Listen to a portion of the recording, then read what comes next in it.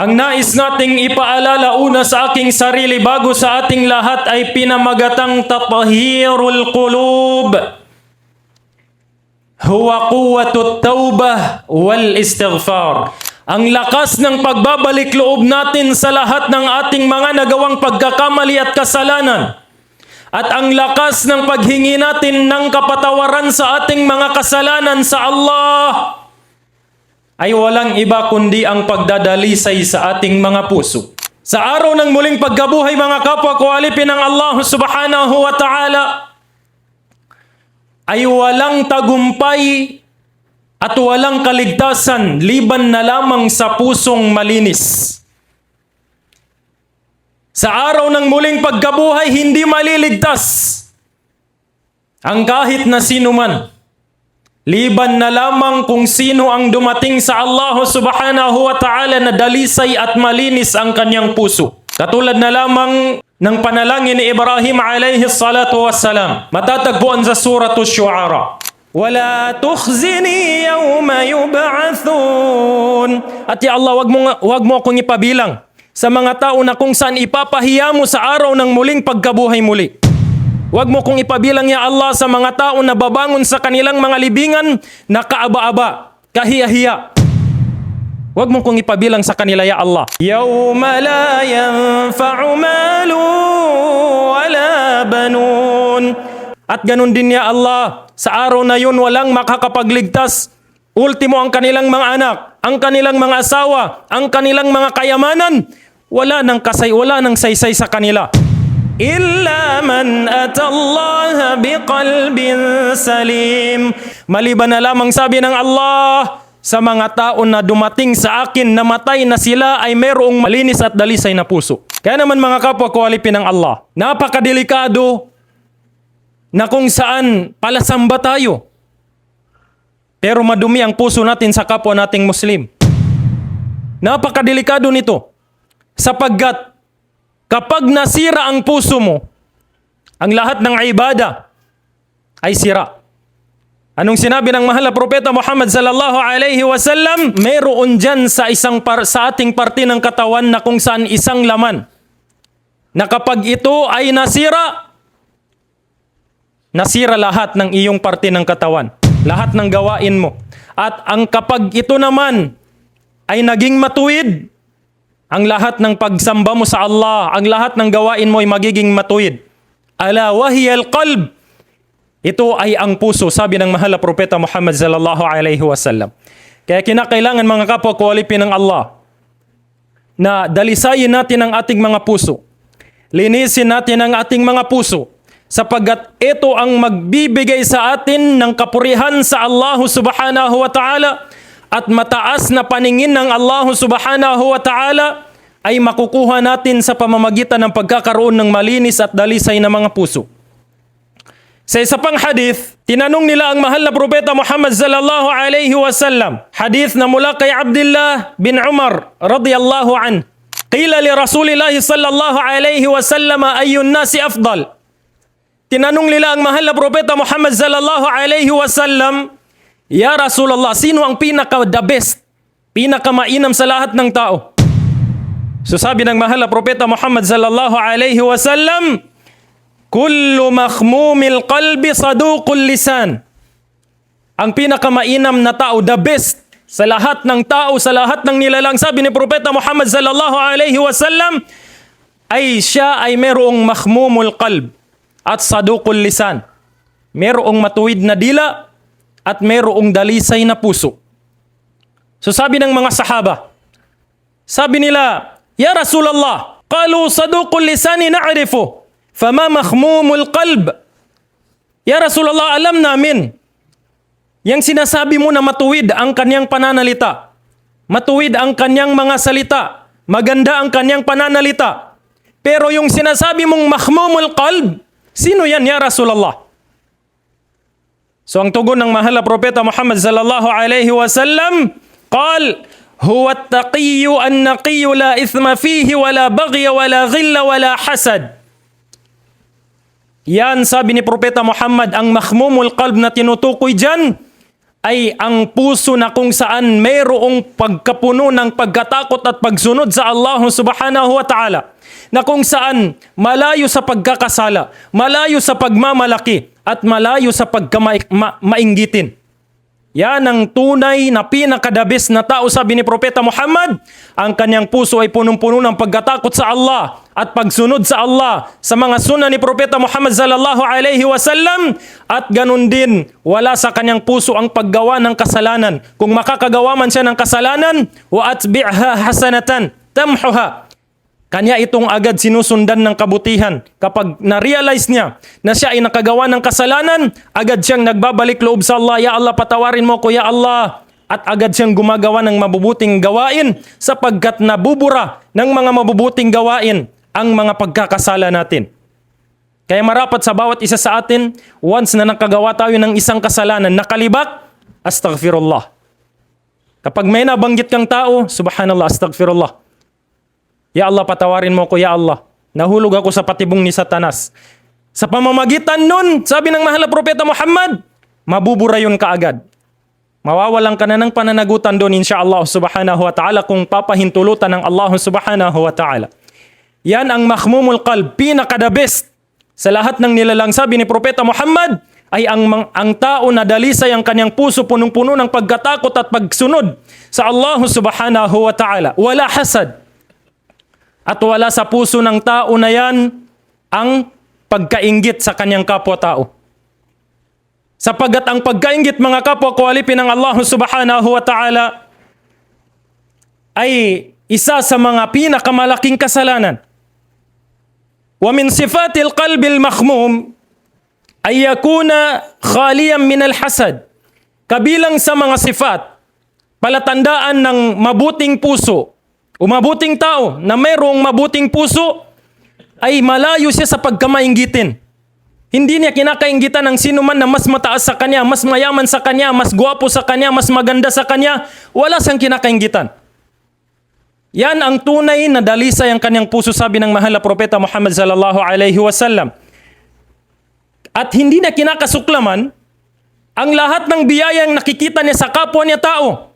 Hindi niya kinakasuklaman na ang kanyang kapatid ay isang leader sa isang lugar. Ang kanyang kapatid ay isang imam. Ang kanyang kapatid ay isang ustad, isang manager, isang abogado. Lahat. Malayo sa puso ng tao na ito ang pagkainggit.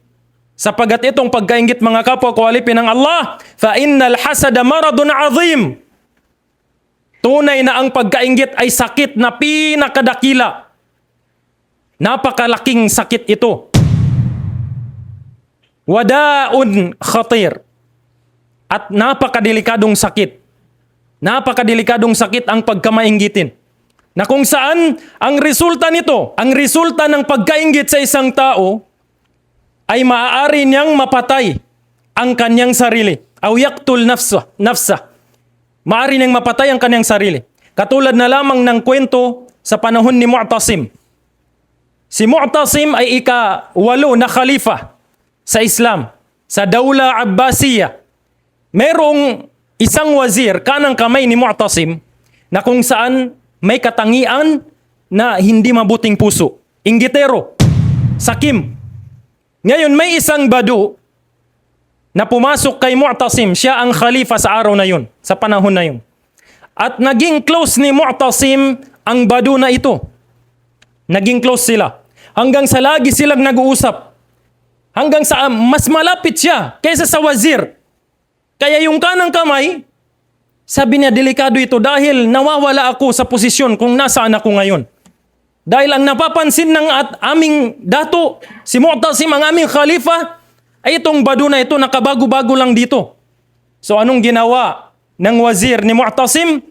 Nagbalak siya ng plano laban sa badu na ito na naibigan ni Mu'tasim. Sinamahan ng wazir ang badu sa kanyang bahay. Sabi niya, mag-dinner naman tayo sa bahay.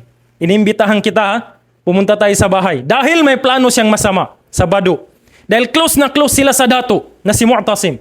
Ngayon, nung makarating sila sa bahay ng wazir na ito ni Mu'tasim, kanang kamay ni Mu'tasim, nagluto ang wazir ng napakaraming nilagay na bawang. Meron siyang masamang balak. sa badu. Ngayon, nang makakain sila, nang matapos silang kumain, sinabihan ng wazir ang badu. Sabi niya, huwag kang lalapit mamaya kay Mu'tasim, sa Amirul Mu'minin. Huwag kang lalapit sa kanya, ha? Kasi kinasusuklaman niya yung amoy ng bawang. At once na manatawagin ka niya, at kapag lalapit ka sa kanya, makikipag-usap ka sa kanya, dahil ang mga Arabo may sahal. May sahal sila. Kapag lumapit ka sa kanya, itakip mo yung sahal mo sa ilong mo, ha? Para hindi maamoy ni Amirul Mu'minin yang amoy ng bawang. Dahil kapag naamoy niya, malilintikan ka sa kanya. Ngayon, pagkalipas ng sandaling ito, pumunta sila sa palasyo na una ang wazir, kanang kamay. Inunahan niya ang badu. Dahil may masama siyang balak. Kinausap niya ang kanilang amir na si Mu'tasim. Sabi niya, ya Amir al-Mu'minin, alam mo ba yung badu na yan na minamahal mo, ginawa mong kaibigan na mas malapit pa sa akin? Samantalang ako yung kanang kamay mo, ipinagkakalat niya na napakabaho ng hininga mo. At narinig ko pa mismo sa kanya na muntik na daw siyang himatayin sa sobrang baho ng hininga mo. Subhanallah. Sinisiraan niya yung badu. Dahil meron siyang plano na patayin, ipapatay yung badu. Dahil naiinggit siya doon sa badu na mas malapit sa hari na si Mu'tasim, sa khalifa na si Mu'tasim. Ngayon, ang nangyari, nang makarating ang badu, dahil sa matuwid si Mu'tasim, dahil siya ay khalifa, hindi magiging khalifa ang isang taong hindi matuwid. Ngayon, nang makarating ang badu, inobserbahan siya ni Mu'tasim. Ngayon, nung tawagin ni Mu'tasim ang badu, pinalapit niya ito, biglang nagtakip ng ilong yung badu. Sabi niya, positive. Totoo yung sinasabi ng kanang kamay ko na ipinagkakalat ng badu na ito na mabaho yung hininga ko. Habang nag-uusap sila ng badu, nagtatakip yung badu ng kanyang sahal. Dahil yun ang payo sa kanya ng kanang kamay ng khalifa na kapag pumunta ka sa hari, nakipag-usap ka sa hari, takpan mo yung bunganga mo dahil ayaw niya sa amoy ng bawang. Pero mayroon pala siyang ibang plano.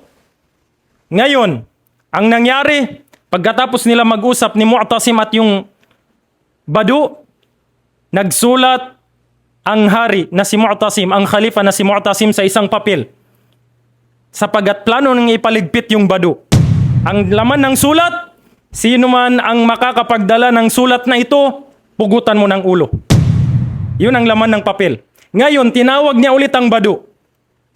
Sabi niya, meron akong ibibigay sa iyo na papel at ibigay mo sa mensaherong ito. Yung pala, nakausap na ni Mu'tasim yung tao na papatay sa badu na ito. Meron nang nakausap si Mu'tasim na papatay sa badu na ito. Ngayon, nung tanggapin ng badu yung papel na may lamang sulat na sino man ang makapagdala ng papel na ito, pugutan ng ulo. Hindi alam ng badu na yun ang nakasulat sa papel dahil bawal buksan. Ngayon, nang paalis na, palabas na ang badu sa kanilang palasyo, sa kanilang sa teritoryo nila, nakita ng wazir. Ngunit hindi niya alam kung ano yung laman ng papel na yan. Nakita ng wazir na inggitero, sabi niya, ayun na naman, naka-score na naman, naka-pogi points na naman ng badu na ito sa hari. Pag na-accomplish niya yung misyon na ito, tataas na naman yung ranko niya. Ngayon, ang ginawa ng wazir na ito na inggitero, kinuha niya yung papel. Sabi niya, akin na yun, ako na padalhin mo dyan. Ako na magdadala dyan, bibigyan kita ng ganitong karaming pera, ako nang bahala dyan. Kasi nga, inggitero siya. Inaakala niya na yung papel na yon ay mas magpapataas sa kanyang rangko sa mahal na hari, sa khalifa. Ngayon, kinuha niya, inagaw niya. At dahil sa yung badu, ay alam niyang kanang kamay yung kumukuha, ibinigay niya. Sabi niya, alhamdulillah, mas mapapadali ito dahil hindi na ako mahihirapan. Ngayon, nang pumunta na ang wazir, kung saan ipapadala ng khalifa na si Mu'tasim ang sulat, inabot niya sa mamamatay tao. Pagkabuklat ng mamamatay tao, kung sino man ang makapagdala ng papel na ito, pugutan mo ng ulo. Automatic, pinugutan niya ng ulo. Namatay yung wazir. Ngayon, ilang araw ang lumipas, nagpatawag ng pagpupulong ang khalifa na si Mu'tasim. Ngunit hindi niya nakikita ilang araw na nakakalipas ang kanyang wazir. At may nakarating sa kanyang balita na Amir al-Mu'minin, ang iyong wazir, ang iyong kanang kamay ay natagpuan namin sa ganitong lugar na pugot ng ulo. So, nagtaka yung hari, yung si Mu'tasim. Sabi niya, paano nangyari na napugutan ng ulo ito? Samantalang, ang ipapaligpit ko, sabi niya ay yung badu. Ngayon, nakita niya yung badu na nandiyan pa rin sa kanyang nasasakupan. Ipinatawag niya yung badu. Sabi niya, ano nangyari? Saan mo dinala yung papel na ipinapaabot ko sa'yo? So sabi ng badu, sabi niya, mahal na hari, kinuha sa akin ang kanang kamay mo. Yung wazir mo, kinuha niya sa akin. Dahil siya na raw ang magdadala nito. Kaya, yun ang nangyari. So sabi naman ng hari, sabi ng wazir ko, ipinagkakalat mo daw na mabaho yung hininga ko. At muntikan ka na daw mamatay sa sobrang baho ng hininga ko. Gano'n ito katotoo? Ngayon, ikinuwento ng badu ang lahat ng pangyayaring ito na kung saan tinraidor siya ng kanyang wazir, ng wazir ni Mu'tasim.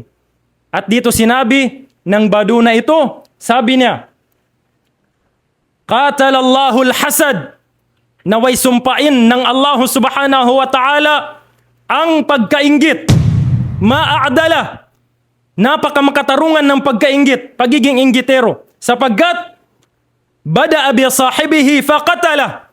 Sapagkat, ganito kamakatarungan ang pagkainggit. Nag-uumpisa ito sa kung saan sino ang nagtataglay nito at ito rin ang nakakapatay sa kanya. Subhanallah.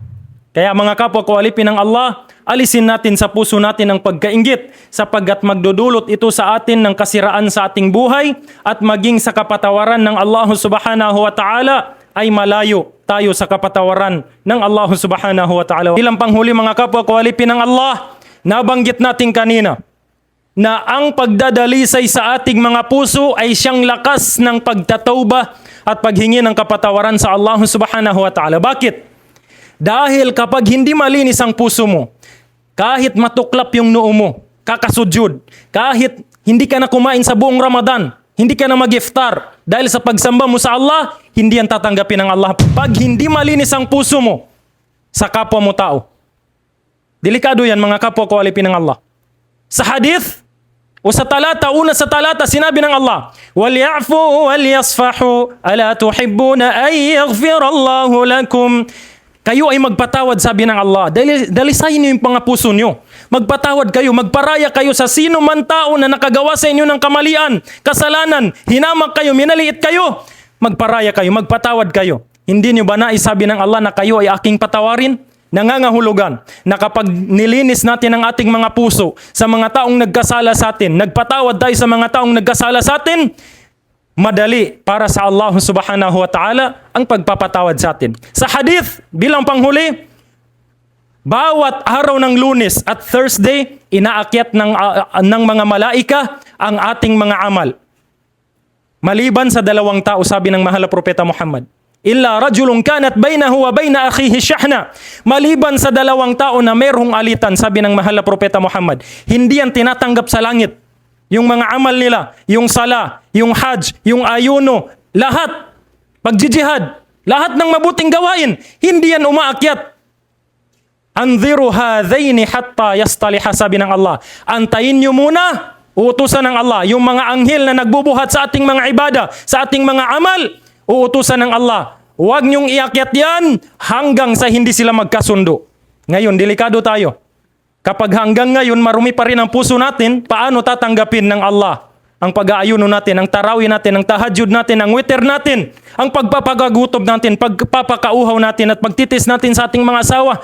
Bago yan tanggapin ng Allah, malinis ang puso ng bawat isa sa atin, sa ating mga kapatiran. Igawad nawa sa atin ng Allah subhanahu wa ta'ala ang dalisay na puso, matuwid na puso, punong-puno ng pagkatakot sa Allah subhanahu wa ta'ala. محمد كان علم كليبس. محمد كان علم كليبس.